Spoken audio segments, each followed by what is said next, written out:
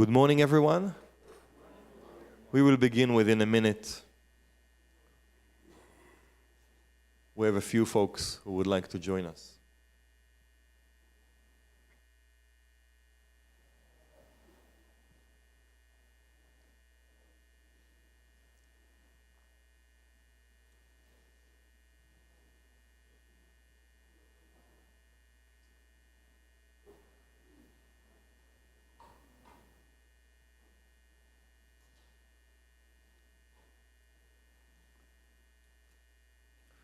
Good morning, everyone. My name is Dr. Shai Pilnik, and I'm the Executive Director of the Nathan and Esther Pelz Holocaust Education Resource Center. I wanted to welcome all of you to Holocaust Stories at the Cathedral. This is a community program in which we bring to light and we bring to the greater community the stories of our Speakers Bureau members. The Holocaust Education Resource Center, or HERC, has about a dozen Speakers Bureau members. Historically, they have all been Holocaust survivors, and now they're joined by the children of survivors who go around in the community and primarily at middle schools and high schools to tell stories of survival to make sure that the memory of the Holocaust will remain alive. Most of our Speakers Bureau members are Holocaust survivors right now. Howard Melton is one of them. These are people who have who throughout the school year have been going to schools and sharing their stories with young people. And we wanted to offer you an opportunity to listen to these stories here at the Cathedral before it's too late. So thank you for attending the program. I don't want to take too much time. I would like to introduce our wonderful host and wonderful speaker. We'll begin with Joyce Garbaciak, and I want to thank you for attending the program. Joyce has more than 25 years in the Milwaukee television market, and in that time has had one-on-one interviews with President Barack Obama, President Bill Clinton, and New York Archbishop Timothy Dolan. An investigative series, she reported, led to a change in Wisconsin law regarding the posting of code violations at daycare centers. She is a 5-time Chicago Regional Emmy Award winner, and a documentary on bullying that she hosted went on to win national recognition with the prestigious George Foster Peabody Award and an Edward R. Murrow Award. In 2012, Joyce was inducted into the Silver Circle, a lifetime achievement honor bestowed by the National Academy of Television Arts and Sciences. Joyce received her bachelor's and master's degree from Northwestern University's prestigious Medill School of Journalism, graduating with high honors and receiving an RCA NBC fellowship to complete her graduate studies. Prior to coming to Milwaukee, Joyce worked as a reporter and anchor in Nashville and Wausau, and has served as visiting faculty at the Poynter Institute, a journalism think tank in St. Petersburg, Florida. It's my honor to introduce now our Speakers Bureau member, Howard Melton. He was born in Kovno, Lithuania on February 13th, 1931. He was 10 years old when the war began and was immediately forced into a ghetto.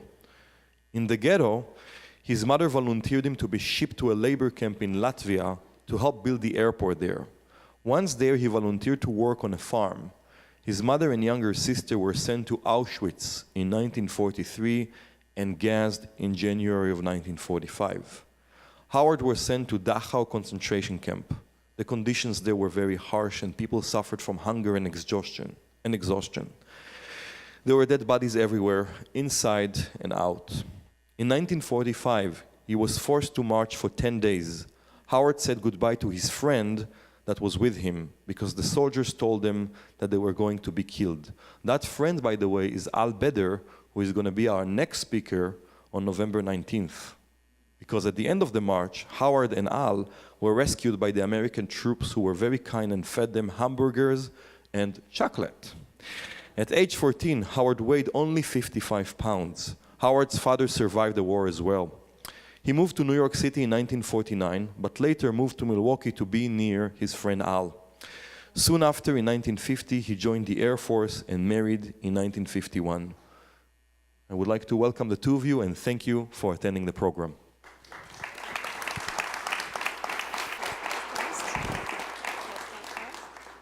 Test, test, test. Good morning, everyone. It's my absolute pleasure and honor to be here with you today. I will start with a little bit of humor because in speaking with Howard, I can tell he has a great sense of humor. In television news, we get criticized for not being in-depth enough because we're so fast. In fact, I once heard the story that if the 10 Commandments happened today, here's how you'd hear about it on the evening news. Good evening. God gave Moses 10 Commandments today. Here are the top 3. So I am delighted to have this amount of time to be with you to explore this man's fascinating history. And it's just as we were getting ready now, it's a very natural flow of conversation. So I never mean to put my back to you, but I want to be sure my voice carries through and that you're involved and interested in learning about our conversation. And a reminder, as you came in, you were given or were notified that there were little white cards for you if you have questions that you'd like me to ask Howard as our conversation wraps up, all right? So Howard, first of all, I noticed when Shai was doing your introduction, you put your head down and you kind of shook your head, and I wondered why. There's some things that are not really true in that. Oh, okay. Right. So can Things clarify. happened a little bit different. Okay, well tell us what happened. My mother did not volunteer me for anything. Okay. She volunteered, and I was shipped with my mother and my 2 sisters to a different camp. And my mother was not shipped to Auschwitz. My mother died in a work camp in 1945 near Stutthof concentration camp. I see. Okay, well, why don't you take us back? You were born in that town in Lithuania. Right. And did you have what would you consider a happy childhood? At what point did you realize that your future, your family's future, was in peril? I realized it on June 22nd, 1941, when the war broke out, when Germany attacked Russia. I was in a summer camp, and we woke up about 4:30 in the morning or so, and we heard noises, and they told us that Russia was attacked by Germany, and they brought us back to our hometown, which was about maybe 40 kilometers away. And people started running away right away. At least most of the Jews started running away because we knew the Germans didn't treat the Jews very well in Germany. And we didn't know they were going to kill us. So most people started running away on Sunday, but my family, we didn't start running away till Monday. And that was already too late because the Germans were moving very, very fast. There was no, any government functions were all shut down. You know, all the Russians were starting to run away, and all the functionaries were starting to run away. So there was no authority whatsoever. So did they round you up as a family? Pardon? Did they round you up as a family, the German soldiers? No. We started running away when the Russians were still there. We went about maybe 35, 40 kilometers. While we were running away, there were German planes coming over, started strafing us and bombing us. A lot of people got killed. You had to dive into the ditches on the side of the road, you know. And we got a town called Yanova, and we stopped there for the night. And next day, the Germans caught up with us. So we went back to our hometown. Lucky for us, we weren't bothered when we went back. And then how long did you stay in your hometown? In my hometown, I stayed till 1942. So you were about, what, 12 years old then? Yeah, I stayed until about November 1942. I stayed there. Then we were shipped to a work camp in Riga, Latvia, which is above Lithuania. And my father was shipped there before. My father was shipped there in February. But in October, the Germans, they're asking for more volunteers to be shipped up there because the Latvians are also very, very anti-Semitic. Killed most of the Jews up there, and they needed some slave laborers to build up the airport. And so my My mother volunteered to be shipped up there. Usually you don't volunteer for anything. So we were shipped up there, and I think that action that my mother took probably saved my life. It didn't save my mother's life or my sister's lives, because that camp, that ghetto in Kaunas was turned into a concentration camp. And they took all the children and shipped them to Auschwitz. Had I been left there, I probably would have been shipped to Auschwitz too. When you were still in your town in Lithuania, did they make life especially difficult for you? I had read about your past, and you talked about the challenges that they created for all the Jewish people living in that city. Before the Germans even came in, the Lithuanians, who were very anti-Semitic, with unmitigated hatred for the Jews, one day they were your neighbor, the next day they came in, robbed you, raped you, and killed you, just because you were a Jew. Before the Germans even came in, they formed militias, and they thought that the Germans were going to give them independence, but the Germans didn't do that. The Germans had a very heavy hand on the Lithuanians too. And right away, when the Germans came in, they passed anti-Jewish laws. You could not walk on the sidewalk. You could not go to the cinema. You could not go to a park. You could not use public transportation. In other words, what they tried to do is dehumanize you. And if you're not a human being, they can do with you whatever they want. How did they know you were Jewish? Did they make you wear? You had to wear the yellow star, David. From July 7th, they passed the law. All the Jews had to wear the yellow star, David, front and back. And then they picked Jewish men and women off the street and took them up to the 7th fort and shot them. Finally, they decided to put all the Jews in the ghetto. Because if you want to have control of a people, you have to concentrate them. And made the Jews build a fence around the poorest little suburb that they picked. And the Gentiles had to move out and the Jews had to move in. So you exchange living quarters with the Gentiles. Made the Jews build a fence around it, but they had a very big problem because they had a small main roadway running right through this little suburb. And we didn't have a main roadways to begin with, so they couldn't shut it down. So they made the Jews build a small ghetto on one side and a larger ghetto on the other side, connected with a wooden bridge over the main roadway. Mm. I wonder, as a child, as you're watching all of this happen, what are your thoughts? You are not a child anymore. You become a man of maybe 20, 25. You realize what's going on. And if you want to stay alive, if you want to, some people ask me, how did I survive the war? I don't know. It's one question I can't answer. Mm. I wanted to see the end of Hitler. I wanted to survive him. If I would have died a couple of minutes later, I would have been very happy. And I achieved my goal. So. Hmm. So you were, when you were in the ghetto, you were working, doing whatever it was you were told? No, I wasn't working. I was too young to work. Okay.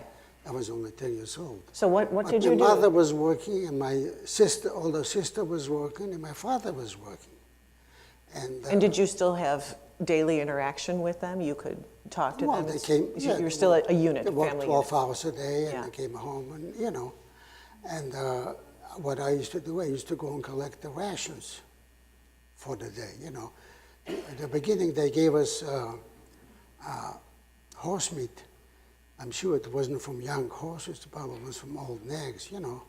But if you're hungry, whatever you eat, whatever you can put in your mouth, tasted good. I found out after the war that the Germans were allowing us 800 calories. Now, you can't work at hard labor. And most of the work at the airport, most of the slave labor we did was working at the airport. Unloading railroad cars with cement, gravel, sand, you know. Mm-hmm. It's pretty hard work. And we had German overseers, and if you didn't work hard enough, They gave you a couple of hits with their sticks or with whatever they had in their hand, you know. So it was very hard work for the people that went to work every day. And then when did you get separated from your family? I got separated from my family in 1944. In actually June 1944, when they shipped us to concentration camp Stutthof. That's when they separated the men from the women. I lost my younger sister in spring of 1944, shipped her to Auschwitz, because in the camp, that camp was run by the Luftwaffe, by the German Air Force. But then in the summer of 1943, the SS took over a camp, and they took everybody that were not at work and shipped them to Auschwitz. I worked, they had a farm there, and I volunteered to work on a farm. Of course, working on a farm was not as hard as working at the airport. You know, taking care of cows or sheep, horses, chickens, and you could always get an extra slice of bread or extra carrot or potato, so it wasn't so bad. Did you know when they shipped her away that Yes, would be the last time you would see Yes, we went to work in the morning, and we came home and they were gone. All the kids were gone, and that's it. her? Then did you ask your mother what happened, or was there just this, you have this understanding? We knew what happened to them. We knew from experience, we knew that. How do you go on? I would, so many people here, I imagine, would be so despondent to learn that this is happening to their family. Where did you find the strength to keep going? I wanted to survive the war. I wanted to see the end of Hitler. And maybe that's what gave me my strength. The situation was horrible. A normal person can't imagine what the conditions were. You didn't know if you could be alive the next couple of seconds. So it was as much mental as physical. Right, and you just to watch. You had to watch out for yourself. I mean, there were some people that didn't want to live that way. There's some people, a lot of people committed suicide. They didn't want to live. I had a friend here. He was an economics professor at MIT, and he told me the story about his uncle. His uncle was a dentist in our hometown, and when the Germans came in, they asked for intellectual Jews to come forward, because they said what they wanted to do is build a real good workforce to help the Germans in the war. It was a lie. What they wanted to do is get rid of all the leaders of the Jewish community, because then you can't have an uprising. So they took the 500 men, put them at the edge of town, they were going to shoot him. His wife got a hold of some prominent Lithuanians and practically got him out of the grave. He came home, he hung himself. He left a note saying, I do not want to live in a world where one human being can be so cruel to another. He just gave up. I was just the opposite. I wanted to survive. You talked about it's hard for us to imagine what you saw and what it was like. Can you take us there? Tell us what you saw. In the camps, in different camps, the life was different. You know, in the concentration camps, in concentration camp Stutthof, when we got in there, they took everything away from us, gave us a shower, and we were happy water came out instead of gas. They gave us made us strip everything off of us, and made sure we didn't hide anything. And they gave us a striped coat, a striped pair of pants, and a pair of wooden shoes, and with a number on it and yellow triangles. Jews had yellow triangles. Political prisoners had red triangles. Homosexuals had pink triangles. Criminals had green triangles. So the reason for the triangles, so when they looked at you, they knew what you were in there for. And the next day they shipped after work transport to Dachau, concentration camp Dachau. I wanted to go with my father, but they didn't let me. Evidently, I was too short. So I stayed in Stuttgart, and those were the most horrible 6 weeks I spent in any camp. I know it must be difficult for you to recount, but We didn't work. We didn't do anything. And we expected to be taken to the crematorium in a day, because the Germans usually don't keep you around unless you worked for them, you know. So finally they were short for a work transport in the concentration camp Dachau. They said whoever is 15 years old or older should come forward. So I was only 13. I told them I was 15. I was a little bit maybe taller for my age. And so my friend and I were shipped to concentration camp Dachau. And I found out after the war that the kids that were left there were maybe about 200, 220 boys between the ages of maybe 12 to 16. They were put on a ship to be, towards the end of the war. They were going to be shipped further into Germany. And a Russian submarine hit it. sunk the ship, and they all died. Had we been left there, that would have been the end of us.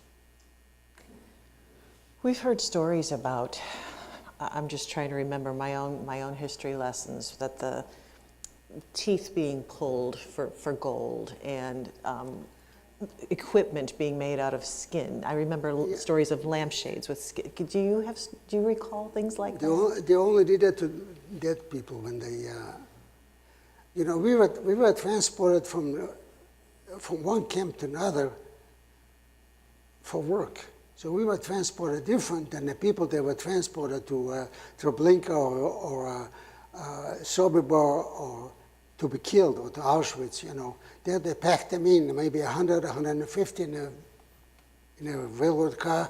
They didn't care if half of them were dead when they got there, because they were going to get killed anyway.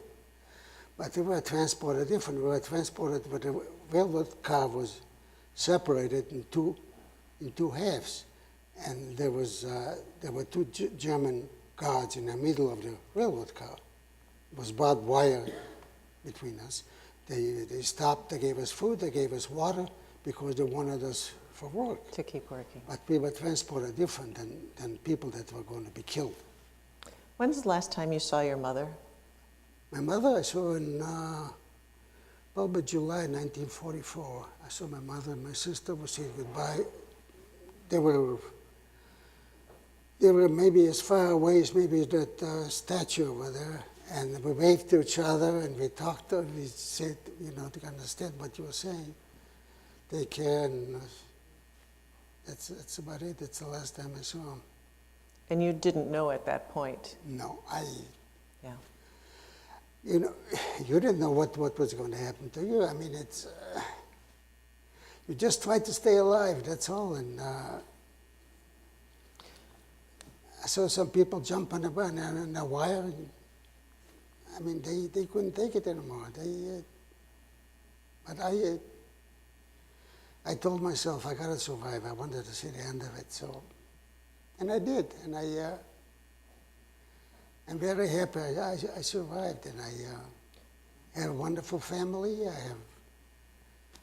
I know when I awoke on May 2nd, 1945, and we were in the woods. We stayed overnight there in the woods, and we were covered with about 2 inches of snow. This is your liberation story, right? Okay.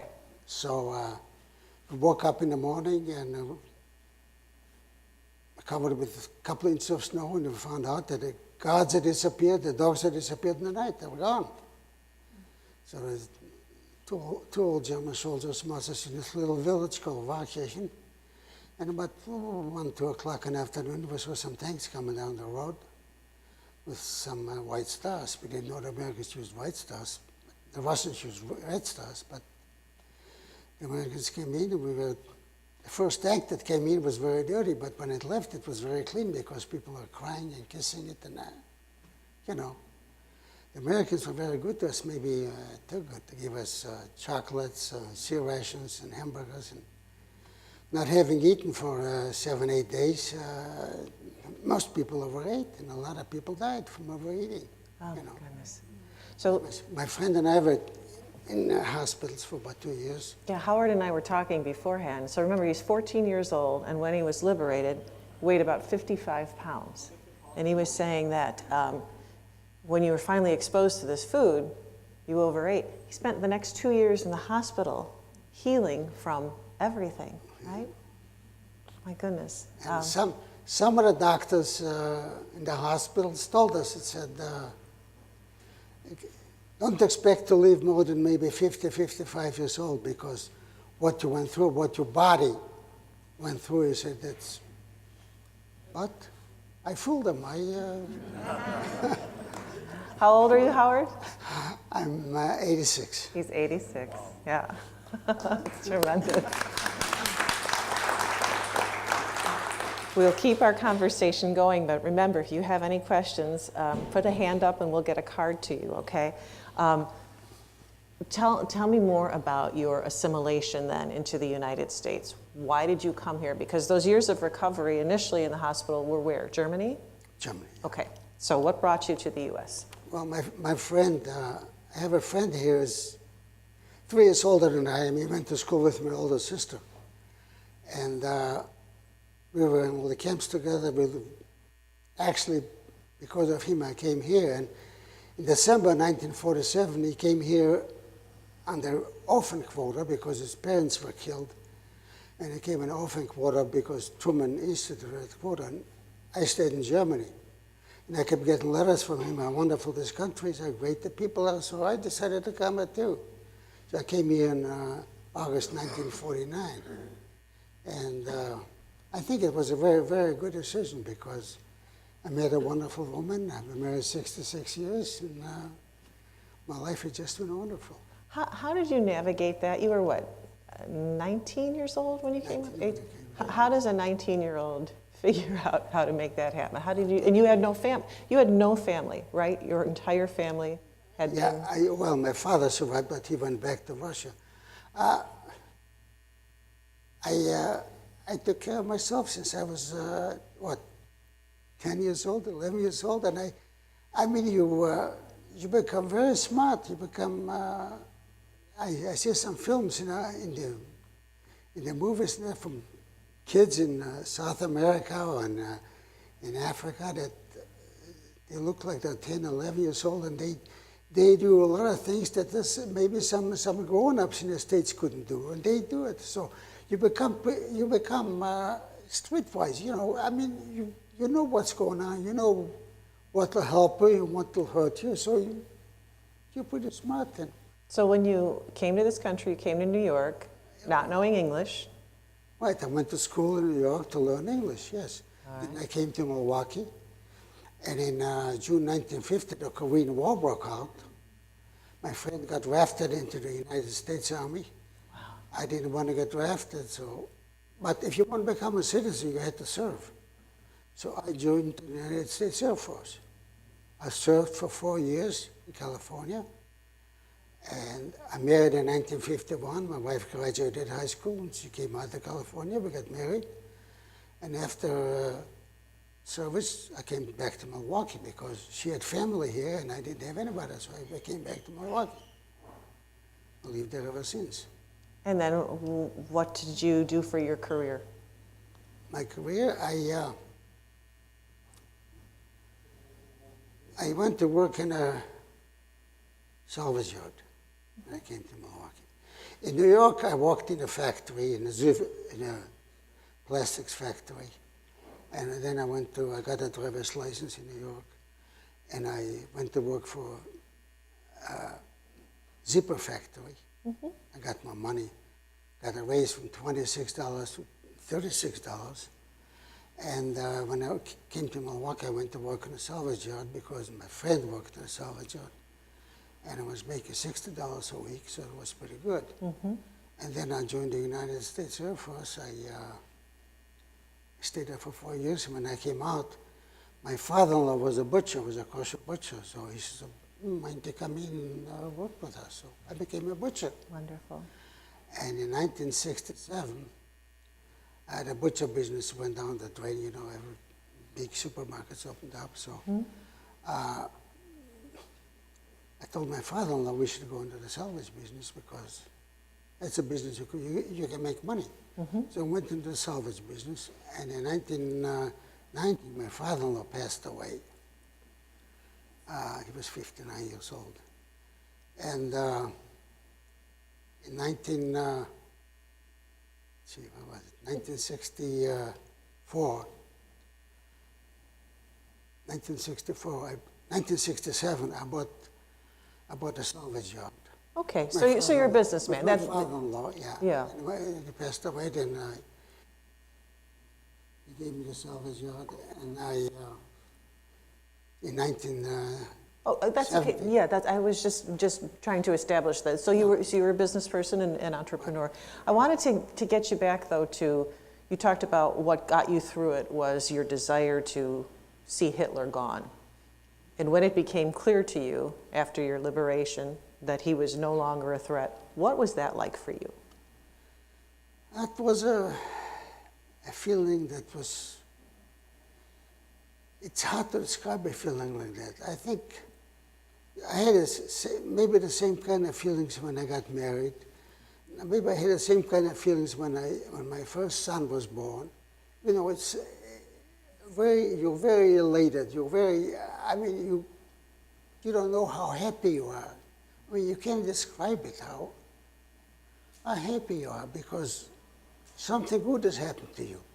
Yeah. So that's, it's a feeling that it's not a feeling that sometimes you want to back a swing, but it's a feeling, it's a different kind of feeling. It's a much more happier feeling. I'm sure. I don't know if the microphone went out at that point, but he said it's not quite the level when you watch a Packer win. It's much higher than that. You have some questions for me? I can take those. And Howard, I have a question for you because I'm a minor in history, so I love this. I wanted to take up the opportunity to do this. And I wonder, as you watch, for instance, what happened in Charlottesville and people carrying Nazi flags. Right.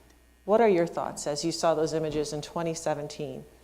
My thought is that when I came to the United States, I never thought it would happen here in this country.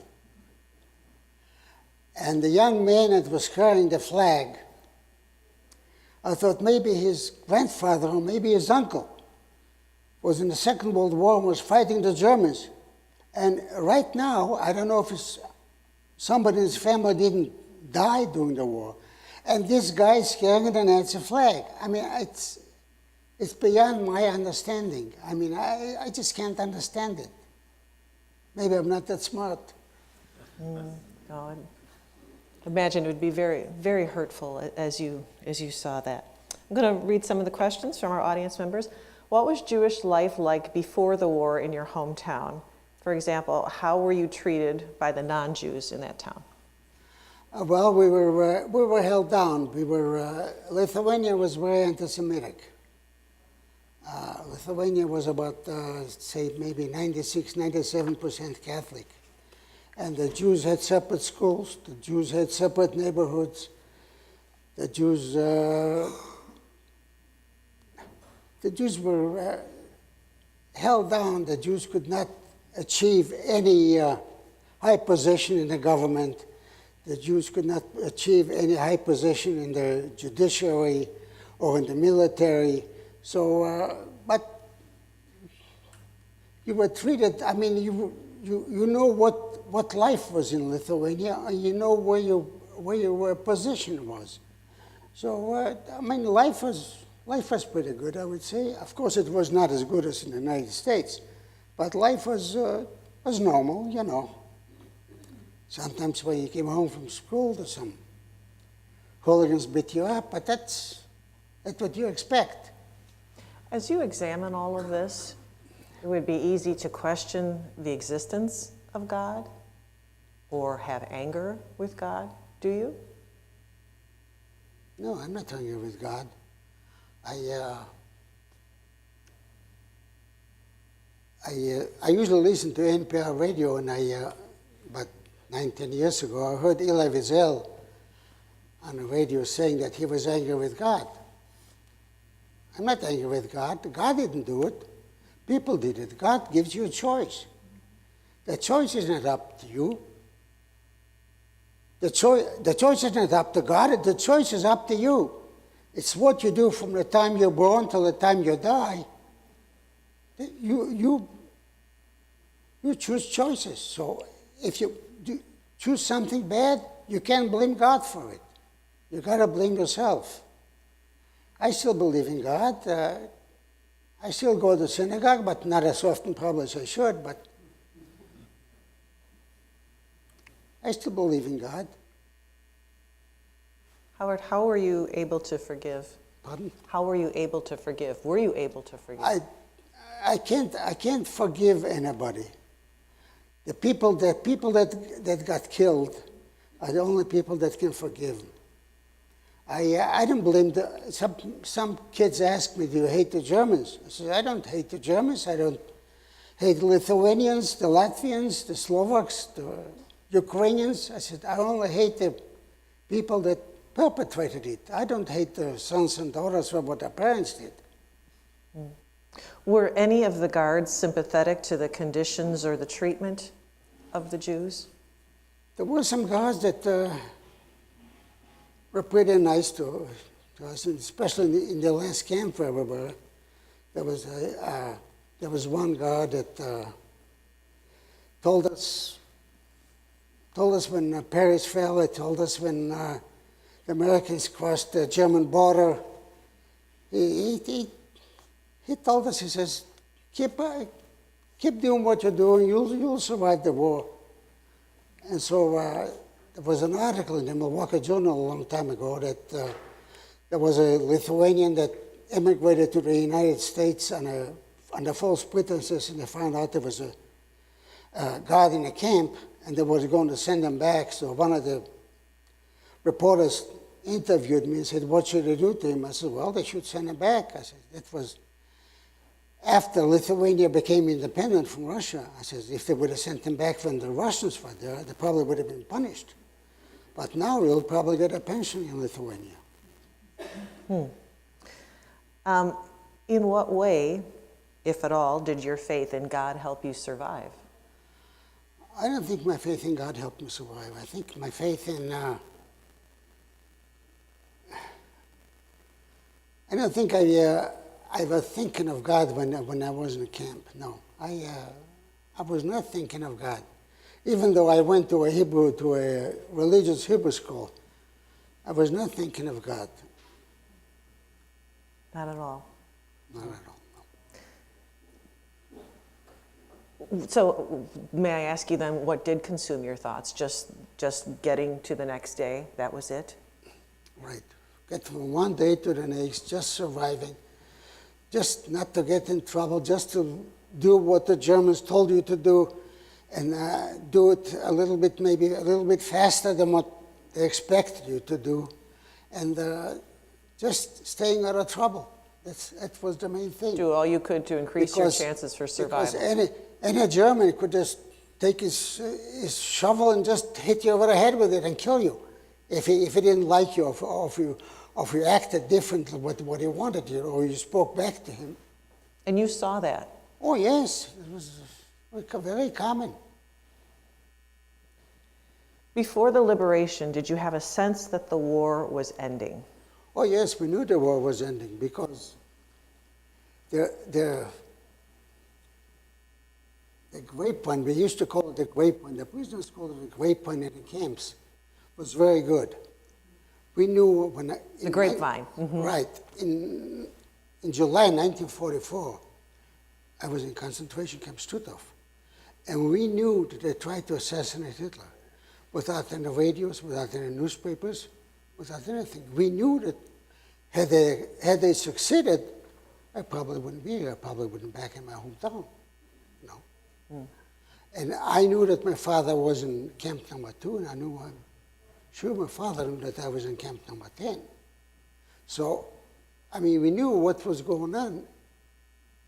We knew we knew when the Americans landed on D-Day on June 6th. We heard the news, we knew that. How we knew it, I don't know, but it would spread from one prisoner to another. Can you take us back to when you saw your father again? I can't imagine that joy. I saw my father again in 1971. It took that long. Yeah, we went, when they opened up Russia for tourists, because they wanted the American dollar, you know. So my wife and I went back in 1971. My friend went back in 1970 because he had a sister and a brother survived the war. So he went back in 70. And some people told us not to go back because you were originally Russian and the Russians may keep you. So I took my wife along for insurance.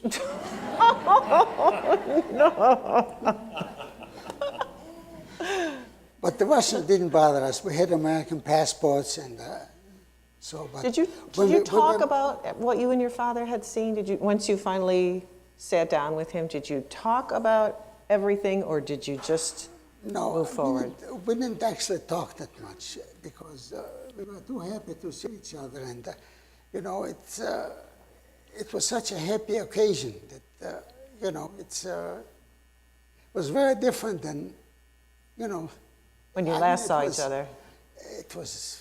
I didn't see my father from 1944 till 71. You know. He looked a little bit older, and I'm sure I looked a little bit older to him, too. Yeah. Especially when I brought along a wife. So one of our attendees would like to know, what's your stance on the U.S. death penalty? Pardon? What is your stance on the concept of a death penalty in the United States, given what you've seen? What I see in the States? Well, the United States is going through now to a very bad situation. It's something that I think most of the people did not expect. And I think it'll probably take the United States maybe 15, 20 years to recoup what we're going through now. I just hope not too much damage is going to be done to the people, because there are a lot of poor people in this country. And I think the government should help people because they're poor. I don't think anybody likes to be poor. It's not true. The government should help people that cannot help themselves. There are some people that are entrepreneurs. They form businesses and wonderful. Help them too, but help the people that need the help. I think this questioner was asking about the death penalty and the death that you have seen. Do you think that that is a fair penalty for somebody who has taken another life? No, I think there's extenuating circumstances when somebody takes another life. I think, of course, it's costing us a lot of money to keep people in prison, you know. And for some hideous murders where the person is really sadistic, you know, maybe they should have the death penalty, but a very, very rare circumstances. Yeah. Did you ever have nightmares? No, I never had any nightmares. No. Maybe because I was too young to have the nightmares. I had a friend that had just passed away not long ago. He used to have nightmares. He used to tell me that. You know, I sometimes have nightmares before I speak to a class. At night I lay awake and I think about things, you know, but they're not too bad. I usually don't have nightmares. I sleep pretty well. As I wrap up, I just wonder, do you ever think about why you were spared? What is your purpose in this life? I don't know. That's one thing I don't know. I have no idea why I was spared. Maybe I was spared to tell people what a horrible thing hatred is, what a horrible thing that happened to if one person hates another person for no reason at all. I mean, you know, we're all born the same, we all die the same. It's, I mean, I I say if you treat, it's what I tell the kids, if you treat the other person the way you want to be treated, you won't have any problems. And I had 2 businesses, and I treated people nice, I think, and now sometimes when I go down there, I meet some old customers, and we still hug, we still say hello to each other, and I mean, people are basically the same. Yeah. I mean, The golden rule still applies, right? If you treat the other person the way you want to be treated, you don't have any problems. Like when I drive on the freeway, if I see somebody puts a blinker on and wants to get in the other lane, I back off a little bit. I don't know why he wants to. Maybe he's not feeling good. Maybe, I don't know. You know, maybe he forgot something to get off. So I back off a little bit, let him get off. So I'm maybe 2 seconds or 5 seconds late. So what's the difference? But when they don't give the blinker, then that's trouble, right? I mean, it's Howard, thank you. it's a human thing to do. Yeah. And we're all human, right? Right. Is there anything more you'd like to add that maybe I haven't or we haven't asked you? Yes, hatred is a horrible thing that affects every human being. I think when we started walking on 2 feet, we started developing hate. And it's what I tell the kids I speak to. And I think it applies to grown-ups too, maybe more than to kids. If you treat the other person the way you want to be treated, you won't have any problems. Think about it when you meet somebody you don't know, if you say hello to him, or if you say goodbye, or say thank you. It makes the other person feel good. And if he'll say goodbye to you and say thank you to you, it'll make you feel good. So do the same thing. Carry it on. Imagine what a wonderful world it will be if every person does that. If every person treats the other person the way they want to be treated. We won't have any wars. We won't have any riots. We won't have any protests. We'll all treat each other good. So please do that. Thank you very much for listening to me. Nailed it. Beautiful. Beautiful. You need to. If you could bear with me, I will not use the microphone.